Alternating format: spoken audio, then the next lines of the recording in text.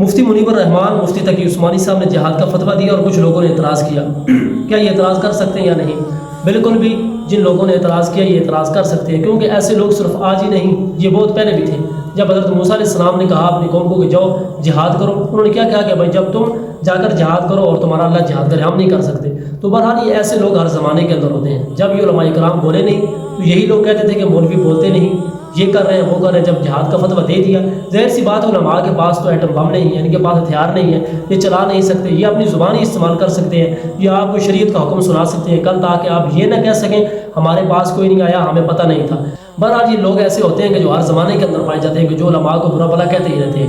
بہرحال جو مفتی منیب الرحمان اور مفتی تقی عثمانی صاحب نے کہہ دیا وہی حق ہے اور وہی سچ ہے. ایسے لوگ ہر زمانے کے اندر ہوتے ہیں، یہ صرف آج کی بات نہیں، یہ بہت پرانی بات ہے. جو لڑکیاں اپنے ہونٹوں پر کوئی چیز لگاتی ہیں اور آئی برو کو کاٹ دیتی ہیں، کیا ایسا کرنا جائز ہے یا نہیں؟